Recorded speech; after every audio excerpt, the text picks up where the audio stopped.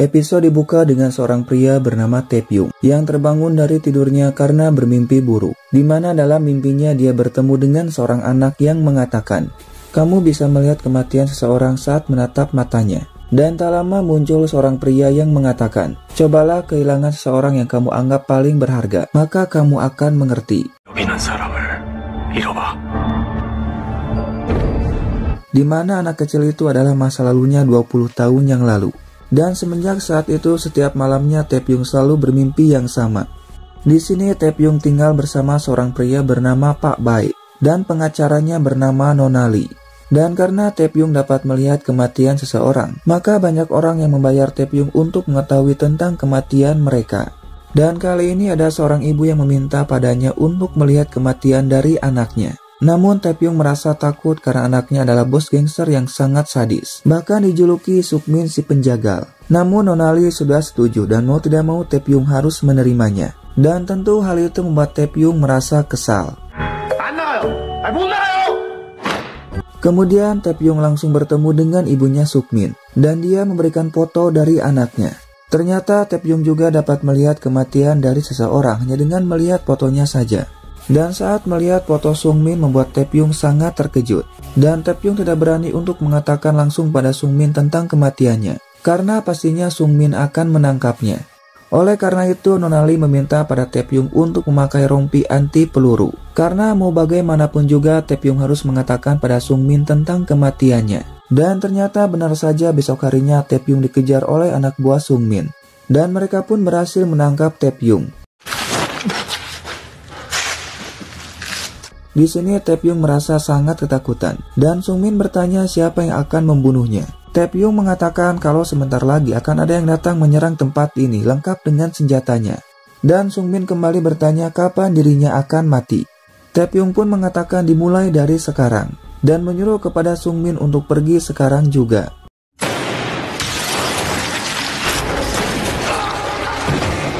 Dan ya, ternyata benar saja musuh dari Sungmin pun datang. Dan mereka langsung membunuh semua anak buahnya. Bahkan Tae-pyung pun sempat tertembak.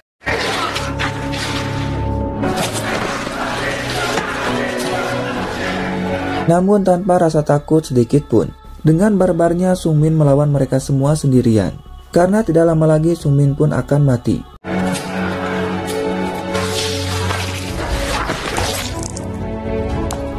Dan tanpa diduga Sungmin berhasil mengalahkan mereka semua dan dirinya masih hidup. Namun saat akan menghabisi satu orang lagi, Tae-pyung menyuruh kepada Sungmin untuk melepaskannya. Karena jika membunuhnya maka Sungmin akan mati.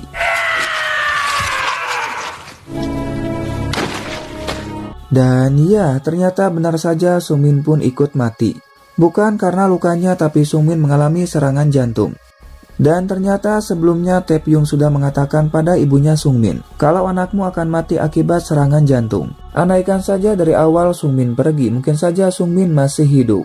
Dan dari sini kita pun bisa tahu kalau kematian akan datang kapanpun.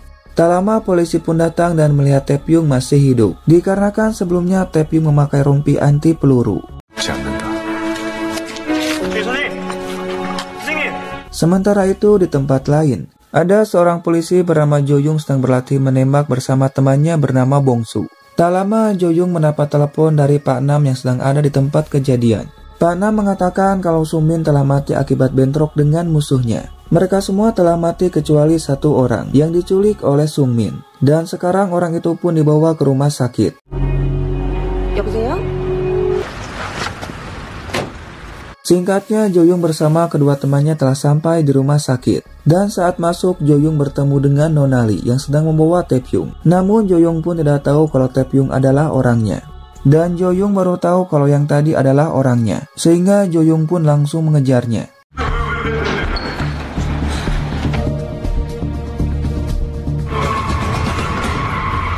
Nona Lee pun yang tahu akan hal itu mengira kalau Jo-young akan membunuh Tae-pyung, sehingga dia pun tidak berhenti. Jo-young menyuruh pada Kang Jae untuk menutup jalannya karena mereka mencoba untuk kabur.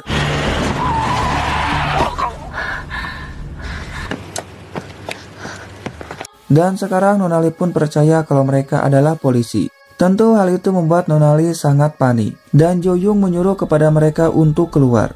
Di sini Jo-young tidak tahu apakah mereka saksi mata atau tersangka atas terbunuhnya Sung-min. Nonali pun mencoba untuk menjelaskan semuanya, namun Jo-young tidak percaya, sehingga Jo-young pun melihat mobil satunya lagi. Dan di sini Tae-pyung sangat amat terkejut dan juga merasa aneh, karena Tae-pyung tidak bisa melihat kematian dari Jo-young. 죽음이 안 보이는 거지. Tae-pyung mengatakan kalau dia diculik oleh Sung-min dan sempat tertembak. Namun untungnya dirinya memakai rompi anti peluru. Dan hal itu membuat Jo-young percaya sehingga Tae-pyung langsung pergi. Akan tetapi Jo-young merasa heran. Bagaimana bisa Tae-pyung memakai rompi anti peluru? Sedangkan Sung-min tidak menduga akan ada penyerangan. Namun meskipun begitu Sung-min berhasil membunuh mereka semua. Tae-pyung merasa sangat aneh kenapa tidak bisa melihat kematian dari Jo-young. Padahal Tae-pyung bisa melihat dengan jelas kematiannya sendiri, di mana dia akan mati saat tua akibat serangan jantung dengan memegang sebuah kalung di tangannya. Namun Tae-pyung tidak tahu di mana tempat dia akan mati. 왜 알지 못했다. 미처 알지 못했다. Di lain tempat, Jo-young meminta izin dari ibunya Min-sung untuk dilakukan otopsi. Namun ibunya sudah tahu penyebab kematian dari anaknya dan bilang bahwa ada seorang pria bernama Tae-pyung yang dapat melihat kematian dari seseorang hanya dengan melihat matanya saja. Bahkan Tae-pyung dapat melihat kematian hanya dengan melihat sebuah foto. Dan si ibu percaya kalau anaknya mati akibat serangan jantung. Sementara itu Tae-pyung mengatakan pada Baek kalau dia tidak dapat melihat kematian dari Jo-young. Baek pun mengira kalau kemampuan dari Tae-pyung mulai menghilang. Namun Tae-pyung mengatakan kalau dia dapat melihat kematian dari Nonali bahkan dengan kematiannya sendiri. Tapi Tae-pyung tidak bisa melihat kematian dari Pak Baek karena tunanetra. Dan ternyata dulunya Pak Baek sama seperti Tae-pyung, yaitu dapat melihat kematian dari seseorang. Namun sesuatu telah terjadi padanya, sehingga Pak Baek pun tidak bisa melihat lagi. Dan Pak Baek meminta pada Tae-pyung jangan memikirkan tentang Jo-young, karena mungkin saja kalian memiliki karma buruk. 뭘 더 고민해?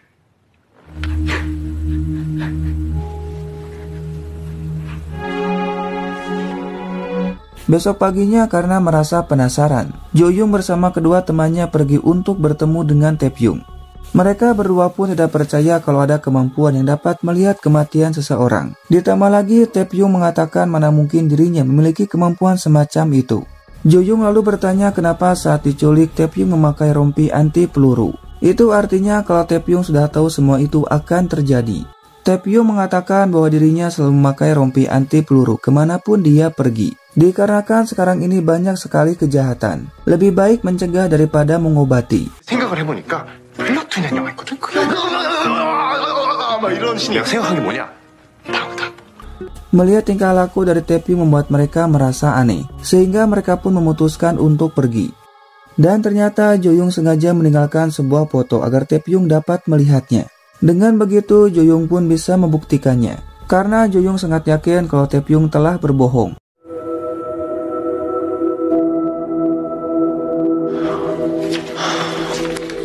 Malam harinya Tae-pyung datang ke kantor polisi untuk dimintai keterangan tentang kejadian yang telah menewaskan Min-sung. Dan tentu saja di sini Tae-pyung dapat melihat kematian dari mereka. Namun tujuan dari Tae-pyung datang ke sini untuk memberikan foto itu kepada Jo-young. 아까 놓고 간 거요.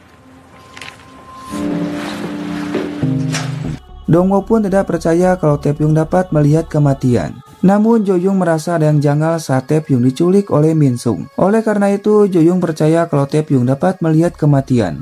Sementara itu saat sedang ngopi, tak lama Tae-pyung melihat seorang anak bernama Minji. Dan Tae-pyung sangat terkejut melihat kematian dari Minji, di mana Minji akan mati di dalam sebuah peti. Dan Jo-young berusaha untuk menolongnya.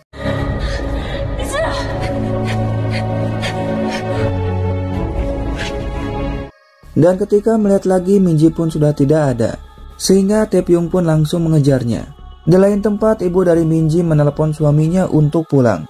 Itu karena hari ini ulang tahunnya. Namun Jonhye pun akan terlambat pulang karena sedang rapat, di mana Jonhye dulunya seorang wartawan dan sekarang menjadi bosnya. Sementara itu ketika Minji akan pulang dia pun melihat seseorang, dan orang itu pun langsung saja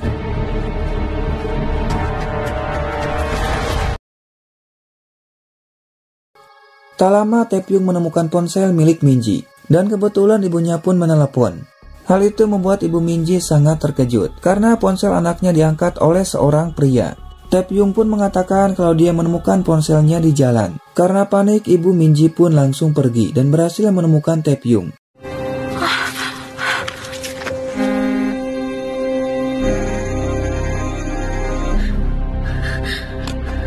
Dan ya, ternyata Minji ada di dalam sebuah peti. Dan penculik itu pun sengaja meletakkan ponsel di dalamnya. Itu artinya apa yang dilihat oleh Tae-pyung tentang kematian dari Minji mungkin saja benar-benar akan terjadi.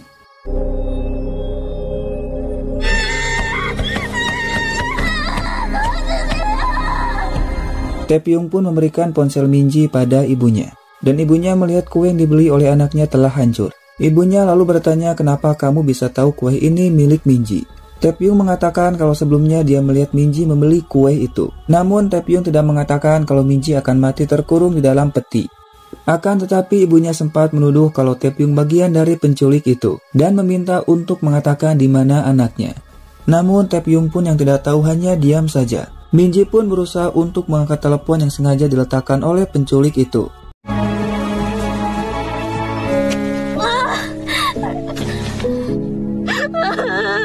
Tak lama Jo-young mendapat telepon atas hilangnya seorang anak perempuan, sehingga dia pun langsung pergi untuk memastikannya. Dan seorang wartawan bernama Yenji yang ada di sana langsung menelepon Hanyu untuk melaporkan tentang hilangnya seorang anak perempuan, di mana mereka berdua ini karyawan dari Jeonhae.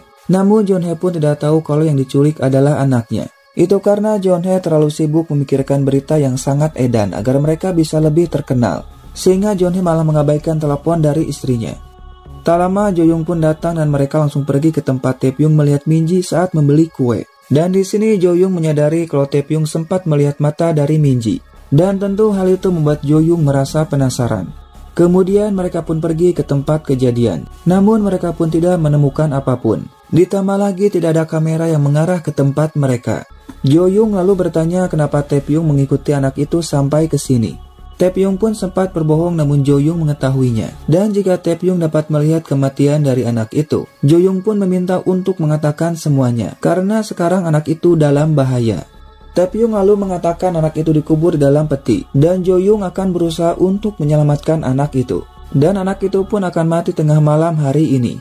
Karena di dalam peti itu ada sebuah ponsel. Dan sekarang jam 21.15. Itu artinya mereka hanya memiliki waktu kurang dari 3 jam untuk menemukan di mana Minji. Hal itu pun membuat mereka sangat terkejut.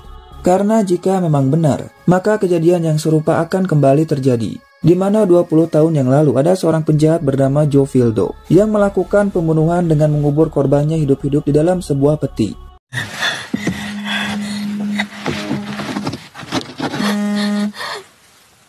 Minji pun lalu mengangkat telepon itu. Dan ternyata ponsel itu milik seseorang yang telah dicuri. Minji pun meminta tolong pada orang itu, di mana sekarang dirinya sedang dikurung di dalam sebuah peti yang terdapat ponselnya.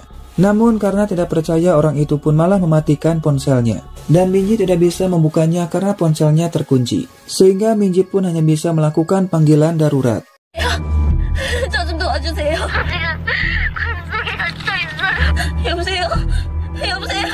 Minji menjelaskan semuanya pada operator 911 dan meminta untuk diselamatkan sekarang juga. Namun tak lama panggilannya malah terputus. Sementara itu Jo-young mengatakan semuanya pada Dongwo. Namun Dongwo pun tidak percaya akan hal itu. Akan tetapi Jo-young sangat yakin bahwa kasus yang sama seperti Jo Fil-do akan kembali terjadi. Apalagi di dalam peti itu ada sebuah ponsel. Karena Jo-young sangat takut jika pembunuhan berantai 20 tahun yang lalu akan kembali terjadi. Karena ternyata 20 tahun yang lalu, ayah dari Jo-young meninggal akibat ulah dari Jo Fil-do. Sehingga Jo-young sangat kesal jika mendengar nama Jo Fil-do. Yeonji pun yang mendengar akan hal itu langsung mencari tahu siapa Jo Fil-do. Dan ternyata ayah dari Yeonju adalah seorang polisi. Namun ayahnya pun meninggal saat menangkap Jo Fil-do. Tak lama mereka mendapat laporan dari 911, di mana ada seorang anak yang meminta bantuan karena terkurung di dalam sebuah peti. Yeonji pun yang mendengar hal itu langsung menelepon Jeonhae dan mengatakan semuanya bahwa Jo Fil-do telah kembali. Dan sekarang korbannya adalah seorang anak perempuan. Jeonhae pun masih belum sadar kalau itu adalah anaknya. Dan di sini Minji pun sangat amat ketakutan dan memohon pada polisi untuk menemukannya. Minji juga meminta pada Jo-young untuk menelepon ibunya atau ayahnya bernama Jeonhae. Dan Jo-young pun yang mendengar kata Jeon-hae merasa terkejut.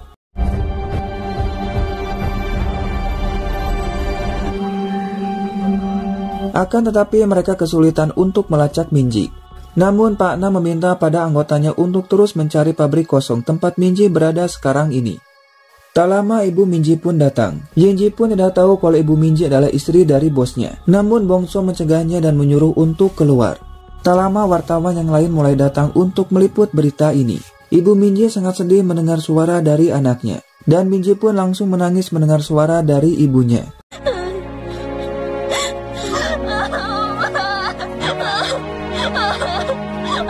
Kemudian Jo-young pergi untuk mencari pabrik yang kosong. Namun hal itu tidak akan mudah karena terdapat 23 pabrik yang kosong. Jo-young pun lalu pergi untuk bertemu dengan Tae-pyung dan meminta pada Bongso untuk mengirimkan foto Minji padanya. Sedangkan Pak Nam membagi tim untuk mencari Minji.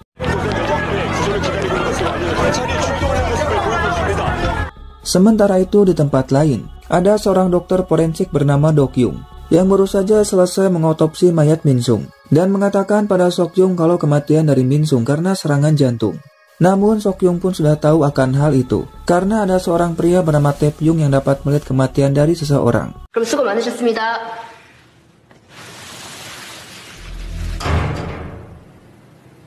Sementara itu, Jo-young pergi ke rumah Tae-pyung untuk meminta bantuan. Mungkin saja dengan menemukan Minji lebih cepat, maka Jo-young dapat mencegah kematiannya. Namun Tae-pyung merasa ragu akan hal itu, karena apa yang dilihatnya tidak pernah salah, dan nasib dari seseorang tidak akan bisa diubah. Tapi Jo-young memaksa pada Tae-pyung untuk membantunya, karena hanya Tae-pyung yang dapat menemukannya. Dan Jo-young pun akan berusaha untuk menolong Minji. Tae-pyung yang kasihan akhirnya mau membantu Jo-young, dan langsung melihat foto dari Minji.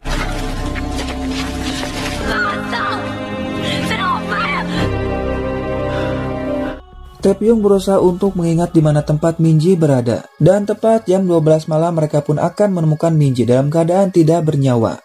Tae-pyung mengatakan mendengar suara kereta di dekat pabrik itu, sehingga mereka pun langsung pergi mencarinya. Sedangkan Kang Jae berhasil menemukan mobilnya. Dan di mobil itu Kang Jae menemukan alat yang digunakan untuk menggali tanah. Kang Jae pun berhasil menangkap pemilik mobilnya, dan Kang Jae bertanya di mana anak itu dikubur. Namun ternyata orang itu tidak tahu apapun, sehingga Kang Jae menelpon Dongwo dan mengatakan bukan dia tersangkanya. Dan ponsel yang ada di peti ternyata milik orang itu. Di lain sisi, Tae-pyung dan Jo-young telah sampai di tempat Minji berada. Namun karena pabrik ini sangat luas, mereka pun tidak akan mudah untuk menemukan Minji.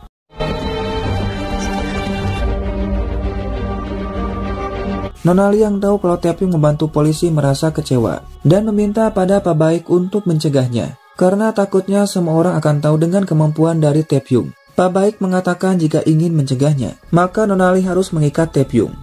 Mereka pun masih berusaha untuk mencari Minji dan tak lama bantuan pun datang bersama dengan para wartawan. Dan sampai sekarang Jeon-hae belum tahu kalau korban itu adalah anaknya karena Jeon-hae pun malah sibuk dengan berita tersebut. Bahkan dia pun sangat marah karena TV yang lain lebih dulu mendapatkan berita terbaru.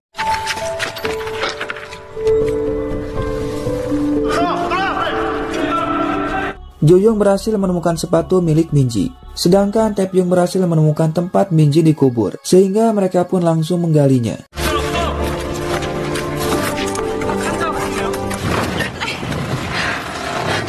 Dan akhirnya mereka pun berhasil menemukan Minji dalam keadaan tidak sadarkan diri. Dan Jo-young pun berusaha untuk menolong Minji dengan melakukan RJV.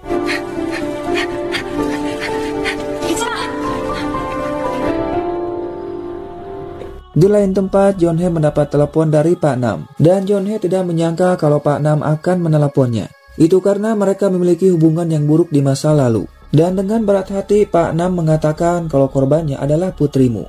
Tentu saja Jeon-hae pun sangat terkejut. Pak Nam juga mengatakan kalau istrimu berusaha untuk menelepon, namun kamu malah mengabaikannya. Dengan cepat, Jeon-hae pun langsung melihat ponselnya. Dan sekarang dia pun baru sadar kalau korban itu adalah anaknya.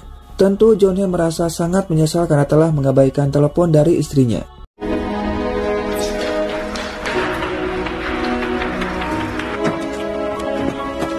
Sementara itu, Jo-young masih berusaha untuk menolong Minji. Dan Yinji pun yang melihat ibu dari Minji merasa sangat sedih. Sedangkan Tae-pyung tidak dapat melakukan apapun dan hanya diam saja.